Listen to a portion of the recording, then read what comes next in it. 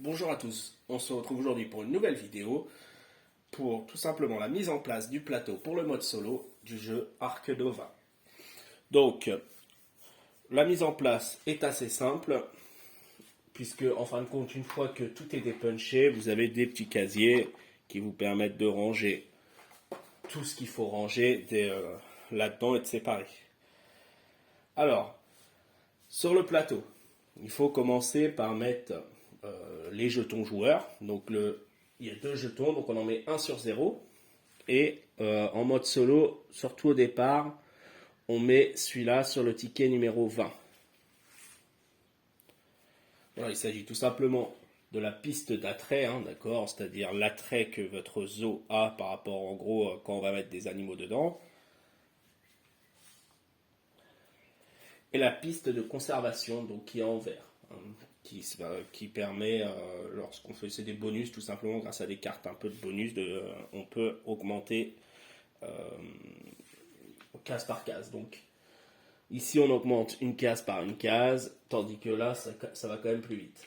Le but étant de croiser ces deux jetons pour faire un score positif lors de la partie solo. Ensuite, il y a des sortes de pions bonus. Donc on les mélange et on en place 4. On met les cartes ici.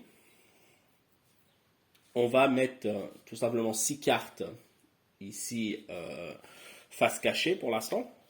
Et la défausse durant le jeu sera ici. Donc voilà, j'ai mis les 6 cartes. On les laisse bien face cachée, on ne doit pas les voir avant le début de la partie. On prépare ensuite le plateau des associations, qui est celui-ci. On met un jeton zoo partenaire partout, un jeton université partout, donc c'est pas tout à fait les mêmes, hein. On les voit sur le plateau. On prend ensuite les cartes de projet de conservation de base, on les mélange et on en met 3 ici.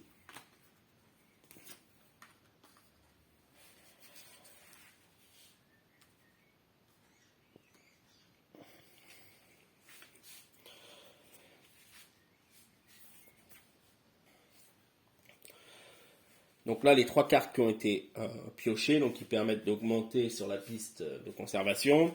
Il s'agit de la carte prédateur, d'avoir des icônes prédateurs.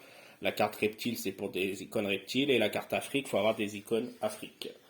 Selon le nombre d'icônes qu'on a dans les cartes, on peut aller prendre des points de conservation durant la partie. Donc on verra tout ça, hein. La petite planche du mode solo, on prend des cubes de couleurs différentes de ceux avec lesquels on va jouer et on en met un partout, hein. Donc il y a 7 cubes à prendre. Voilà, ensuite vous choisissez la couleur avec laquelle vous voulez jouer et vous prenez les petits cubes, vous en mettez un là à gauche sur chaque carré vide là. Hop, on en met un partout. On prend les bénévoles, donc les sortes de petits personnages. On en met 3 ici couchés et un debout là. Sur ce plateau, du coup, on prend 25 crédits. Alors j'ai pris la face A du plateau parce qu'il y a plusieurs faces par rapport au niveau de difficulté. Sur la face A, donc il y a une difficulté qui n'est pas trop compliquée. On peut prendre directement un enclos vide et on le pose. Donc pour le poser, on le met à l'envers. Comme quand il est en couleur, il est rempli. On le pose donc à l'endroit où c'est dit. Hop. On prépare sa rivière. Donc pour préparer la rivière, on met tout simplement la carte animaux en premier. Et ensuite les autres, on les mélange et on les met à suivre. Normalement, j'ai rien oublié là-dessus. Ensuite, il faut prendre les cartes de décompte final. Donc celles-là, on les mélange. On en pioche 2 qu'on peut voir, hein. 1 et 2. Le reste, pour l'instant, ça reste en pioche. Donc là, c'est des cartes qui vont apporter du score en fin de partie. Donc là, gagner des points de conservation pour les projets de conservation que vous avez soutenus. Plus en fait on va soutenir de projet de conservation. Plus on gagne des points, si on en soutient 3, on gagne 1, et ainsi de suite.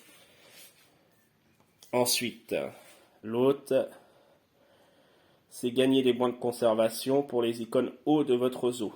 Donc je pense que celle-ci est un peu plus facile à réaliser. À chaque fois qu'il y aura un icône haut, à partir de 2, on gagne 1, 4, on gagne 2, enfin voilà.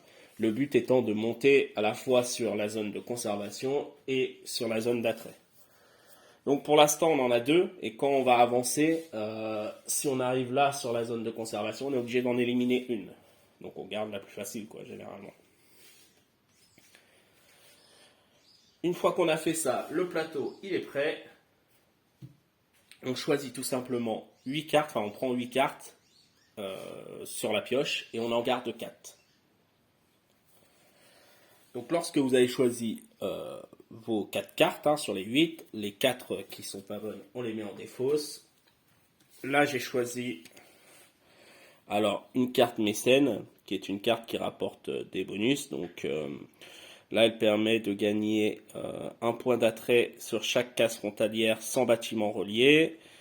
Elle permet de gagner, donc ça c'est quand c'est jaune comme ça, on le gagne immédiatement. Quand c'est comme ça, c'est une condition de fin de partie. Donc c'est gagner un point de conservation pour chaque groupe de 6 cases sans bâtiment.